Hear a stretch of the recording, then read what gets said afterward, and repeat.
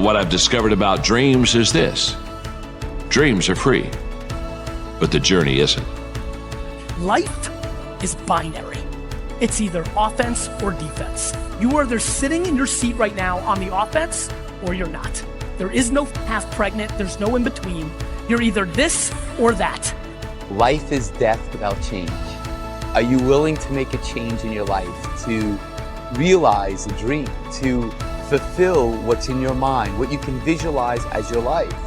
And are you willing to put the sweat equity, the time, the persistency that it takes, not on your timetable, but on fate's timetable? If you are, then you have to educate yourself in whatever that subject matter is.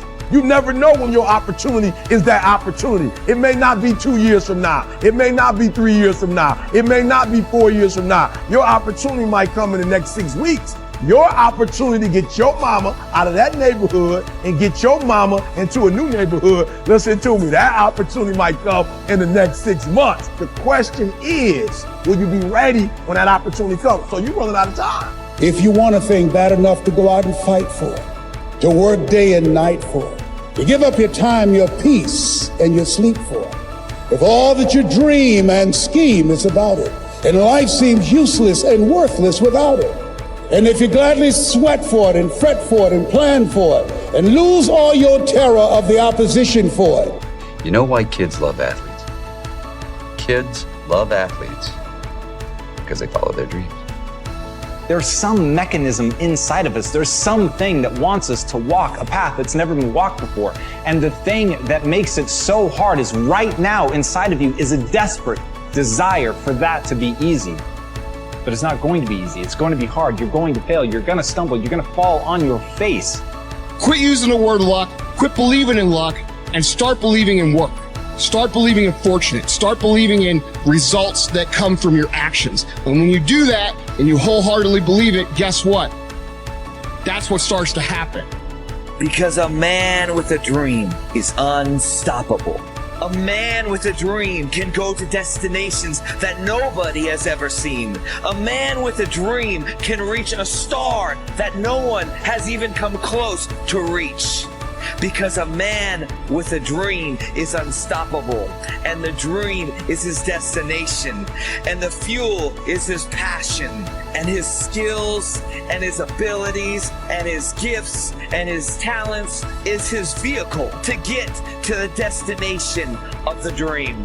And if you want it, you gotta go get it. You gotta play hard for it. Are you hearing what I'm telling you? It's not for the weak and the uncommitted. You can make your dream into a reality. But it will only take one person to believe that it's possible.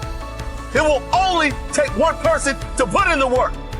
That person is you. You and I both know that God's gift to us is our potential, and our gift back to Him is what we do with our potential. Perhaps the greatest insult that we can ever give to our Creator is to be a slacker, to somehow have these gifts and have these opportunities and have this potential and do nothing with it. I would suggest today that you believe in yourself as much as God believes in you. He created you for greatness. Now, that's how He created you. You determine how great you become. He has already given you the potential, and He's already given you the opportunity. Your response? Either seize the moment in the day and become all that you possibly can be, or slack in the moment and basically rest and just let things come to you. I encourage you on Minute with Maxwell. Take the potential that you have been given as a gift. And the way to say thanks to that gift is by giving your life your very best. This thing you going through, this just uniquely yours. You just got to understand you ain't the only one. You ain't the only one going through it. Now, you have to understand why you're going through the period that's causing you to make you want to give up. See, the devil has one mission only, is to rob you of your destiny. That's the devil's only job. If he can get you to give up, you have been robbed of your destiny. If he can get you to become a criminal, he robs you of your destiny. If he gets you to never follow your dream, chase your dream, he robs you of your destiny. If he causes you to think that this is all my life is, he has caused you to rob you of your destiny. You just have to understand that Satan has one job: to rob you of your destiny. When you have thoughts that are negative, that's not God. That's Satan. He's doing everything he can to keep you from being who God made you to be. You got to get focused. Get stronger. You can develop the muscle. You can develop the courage muscle. You can develop the inspiration muscle. You can develop the dedication muscle. You can get stronger. There isn't anybody here that can't get stronger. Next time we see you, may not even recognize you. How strong you're going to be able to become in language, style, and personality, the ability to cope, the ability to handle with anything that happens, no matter what happens. And the third one is get better. We can all get better. I've gotten better. First talk I gave, I stood up, my mind sat back down. But here's the secret to my success. I stood up and did it again. Stood up and I did it again. And I did it again and I did it again all those many years ago. I did it when I was scared, and I did it when I didn't want to, and I did it when I was ill. And I did it when it didn't work well, and I did it when they didn't appreciate it, and I didn't a lot of times when I didn't know much what I was doing. I just did it anyway. And now all these years later, I'm asked to walk on this stage. The greatest introduction I've ever had, greatest response and welcome I've ever had, the greatest opportunity I've ever had to touch this many lives with a mixture of words and heart and soul. I got better. I got better day by day and week by week and month by month, and I'm asking you to do the same thing until you can develop a long arm and a long reach, until you can develop influence that won't quit. Touch people next year you couldn't touch this year. Touch people now you couldn't touch before. Conduct a meeting now you couldn't conduct before. Heart and soul now mixed in there that wasn't there, missing before. I'm asking all of you to get better in spite of the winters, in spite of the downturn, the money downturn, the social downturn, the personal downturn, whatever it is. Just get stronger, get better.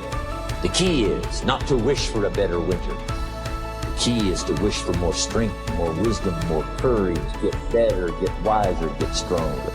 The most successful people are long-term thinkers. They look into the future as far as they can to determine the kind of people they want to become and the goals they want to achieve. They then come back to the present and determine the things that they will have to do or not do to achieve their desired futures. This practice of long-term thinking applies to work, career, marriage, relationships, money, and personal conduct. Successful people make sure that everything they do in the short term is consistent with where they want to end up in the long term. They practice self-discipline at all times. You see this willingness to sacrifice in people who spend many hours and even years preparing, studying, and upgrading their skills to make themselves more valuable so that they can have a better life in the future, rather than spending most of their time socializing and having fun in the present.